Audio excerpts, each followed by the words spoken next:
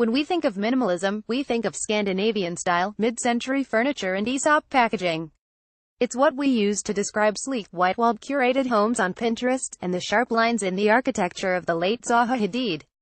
But minimal is increasingly being used as a knit word. Wearing all black is a safe minimal look. Common projects are the sought-after minimal trainer, and a hotel with a minimal lobby is high on the list. Sorry, the Ned.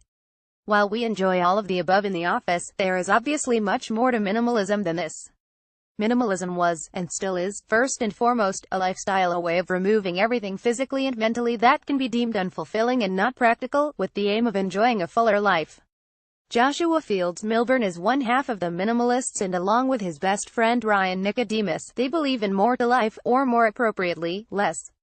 Joshua Fields Milburn, Justin Vase or Milburn, and Nicodemus created the Minimalists blog in 2010, as a place to house their beliefs in the form of essays and, more recently, their podcast, and the duo has infiltrated mainstream media with their documentary Minimalism, a documentary.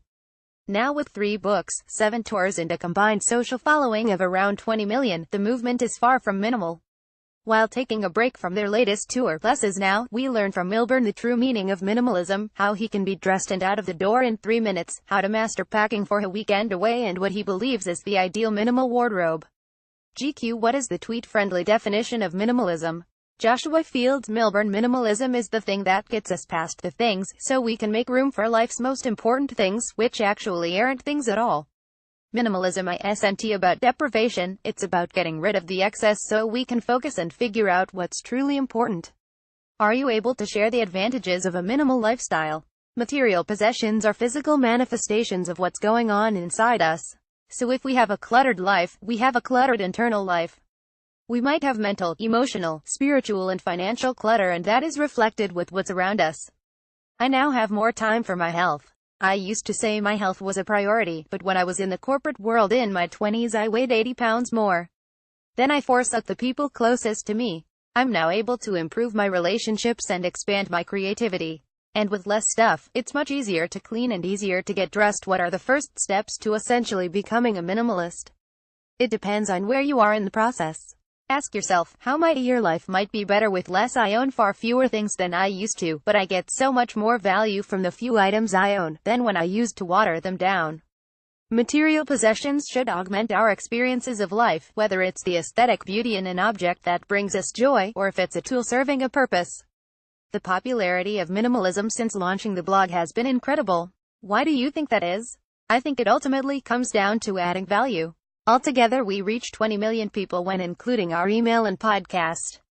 We've learned that when you add value to someone's life, they are eager to share it with other people. When we're giving a talk, you'll see more and more light bulbs go off in people's heads. Minimalism isn't a radical lifestyle, it's a practical lifestyle. Joshua Weaver: when you personally made the switch to minimalism, how did you decide what to keep in your wardrobe? The wardrobe was one of the easiest places to start because I was addicted to fashion in a way that was unhealthy. I was buying things because that's what I was supposed to do. I was buying what I needed in excess.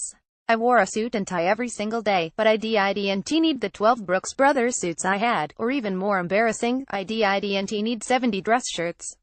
What's one key piece of advice when purging your wardrobe? We have what we call a 9090 rule. Have I worn this in the last 90 days, and if not, am I going to use it in the next 90 days? It's about drawing a line, and if you don't use it, there's no value in it. But what about the price you pay for clothes? Clothes depreciate faster than cars. As soon as you walk out the store with a shirt, it loses 90% of its value. Joshua Weaver: how long does it take you to get ready? With so many clothes, we have this paradox of choice where it's taking 30 minutes to get ready in the morning opposed to knowing what we want to wear and enjoying what we wear. I think that's the biggest difference in terms of my wardrobe and style. I feel so much better in the clothes I own. They are all my favorite clothes. I go into my drawer and get ready in 3 minutes. What's your day-to-day outfit? It's a black or a slate gray t-shirt, a pair of Mission Workshop pants who are based in San Francisco, and then some Timberland boots. That's about it. Oh, and colorful socks. Can you break down the ideal minimal wardrobe for us? I envy Ryan in the sense that he has a uniform. Every single day he wears a black t-shirt, a pair of dark denim and some brown boots. He's even gone to weddings in said outfit. For me, the ideal wardrobe is split. I put it into 4 different categories: activewear shorts for exercise and basic t-shirt, casual wear t-shirt, some denim and my Timberlands or Toms, business casual my casual outfit but with a black button-up and no tie, and then formal wear. I wear a charcoal gray suit with black cap-toe Oxford shoes. That's my wardrobe. What goes in your weekend bag? What I've learned is that if I'm packing for a weekend, week or a year, I'm essentially going to pack the same stuff. First off, I'll be wearing the Mission Workshop pants and black Timberland boots. Then I have a few t-shirts, 1 button-up, then 2 other pairs of shoes, 1 for exercise and flip-flops. I don't sacrifice anything. The truth is, I have everything I need and none of the excess. I also travel with my coffee kit and laptop. Joshua Weaver, do you have any favorite brands? Mission Workshop, Brooks Brothers, Timberland, Toms, Save Khaki, Bombas socks and packed bags. What's your advice for someone who needs to go out and purchase a new item of clothing?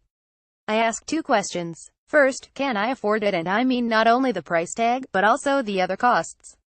Storing it, the maintenance required, washing, cleaning and replacing. Ultimately, they are the additional costs. The second question: will this item add value to my life? Does it serve a purpose or give me joy? If it doesn't, then I don't bring it into my life. You have to be honest to yourself.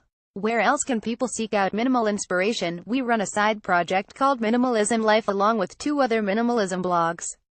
So we're 1/3 of it focusing on well-being. Then Carl M. H. Barenbrug runs a site and magazine called Minimalissimo that involves aesthetic beauty, and we also partnered with a group called 5 Style who specialize in high-end minimalist travel. The site brings all 3 together. The Instagram account is at Minimalism Life and at Minimalism on Twitter. Any plans to come over to the Yuckman? I hope so. We're going to Australia next year in March, and then I'm hoping to visit the UK next summer. The Minimalists are currently on their Less Is Now tour across America until December 2017.